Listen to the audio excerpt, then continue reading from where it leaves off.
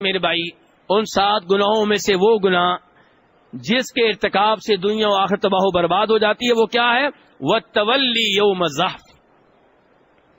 آپ فرماتے ہیں کہ کافروں سے کہیں جہاد ہو رہا ہے، جہاد کی بات کر رہا ہوں، فساد کی بات نہیں کر رہا۔ اپنے مسلمان بھائیوں کو قتل کرنا یہ جہاد ہے؟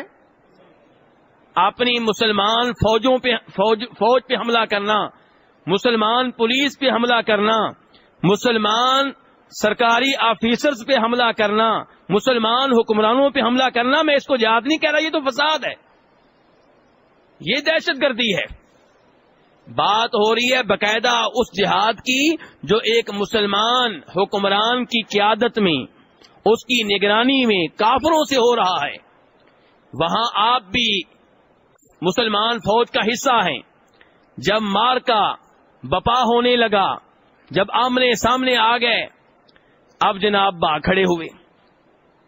اس موقع پہ میدان جہاد سے بھاگنا، لڑائی کے میدان سے بھاگنا، یہ کبیرہ گناہ ہے، وہ کبیرہ گناہ جس سے دنیا و آخرت تباہ و برباد ہو جاتی ہے۔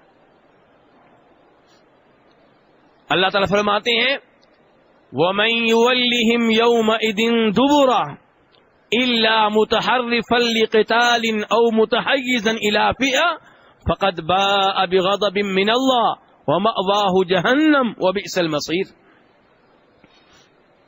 کہ اگر کوئی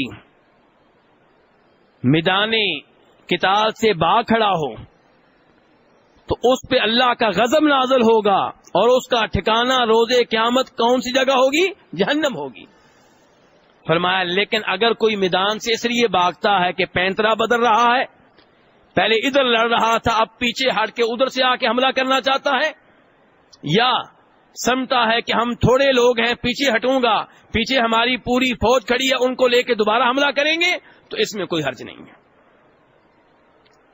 لیکن لڑائی شروع ہو جانے کے بعد، میدان سج جانے کے بعد میدان چھوڑ کر بھاگ جانا، یہ کبیرہ گناہ ہے۔ اس کے بعد وَقَذْفُ الْمُحْصَنَاتِ الْغَافِلَاتِ الْمُؤْمِنَاتِ،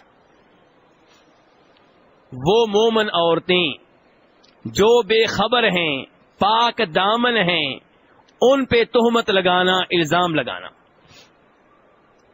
یہ کبیرہ گناہ ہے۔ کن پہ الزام لگانا؟ جی، پاک دامن بے خبر مومن عورتوں پہ۔ ہاں جی، یہ گناہ کون کرتا ہے؟ آپ کی بیگم صاحبہ، ذرا کبھی ان کے پاس بیٹھیے، وہ آپ کو بتائیں گی کہ محلے کی فلاں لڑکی کیسی ہے، فلاں عورت کیسی ہے۔ رپورٹ دیتی ہیں کہ نہیں دیتی؟ یہ تہمت لگا رہی ہیں کہ نہیں لگا رہی؟ کسی کی بات نقل کرتے ہوئے تہمت لگانے میں اپنا کردار ادا کر رہی ہیں کہ نہیں کر رہی؟ یہ کبیرہ گناہ ہے، کیونکہ اس سے اس عورت کا مستقبل تباہ و برباد ہو جاتا ہے جس پہ تہمت لگتی ہے۔ آپ کے لیے کھیل تماشا ہے، آپ کے لیے شغل میلہ ہے، اس کی زندگی تباہ و برباد ہو گئی۔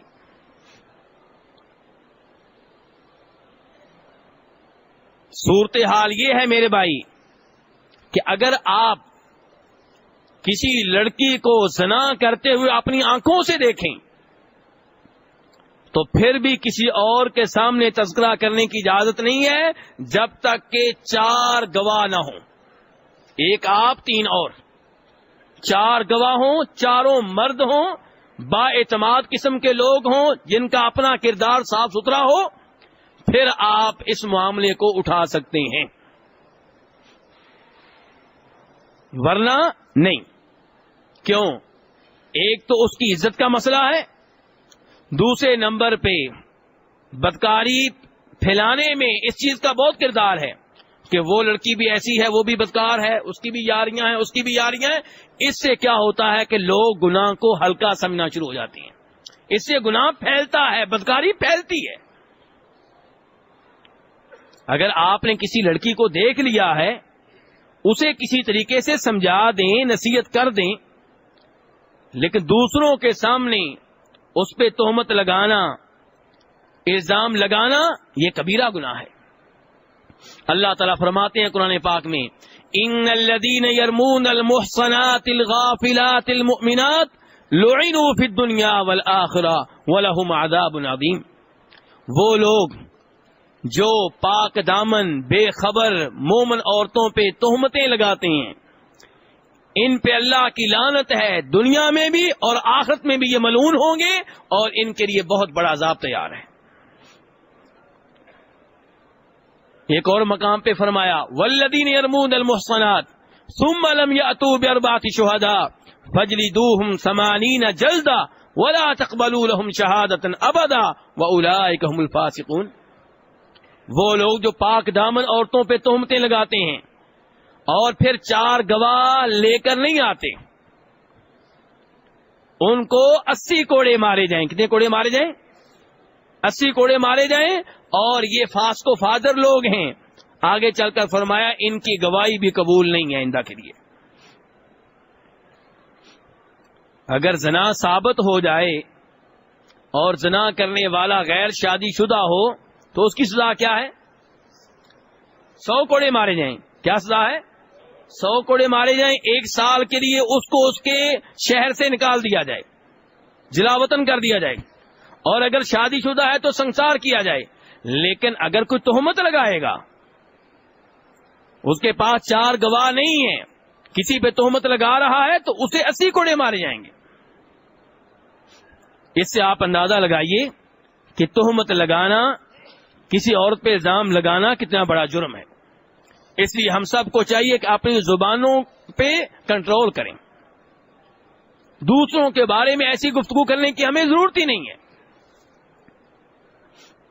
تو یہ میرے بھائیوں 7واں گناہ ہے ان گناہوں میں سے جن سے گناہ کا ارتکاب کرنے والا تباہ و برباد ہو جاتا ہے. اللہ تبارک تعالیٰ سے دعا ہے کہ ہمیں ان گناہوں سے اور دیگر گناہوں سے محفوظ رہنے کی توفیق عنایت فرمائے. اللہ تعالیٰ ہمیں وہ اعمال کرنے کی توفیق عنایت فرمائے جن اعمال کو خود اللہ پسند کرتا ہے، جن میں اللہ کی رضا ہے، جن اعمال سے اللہ تعالیٰ کو محبت ہے. وصلی اللہ تعالی علی نبیہ محمد وآلہ وصحبہ اجمعین.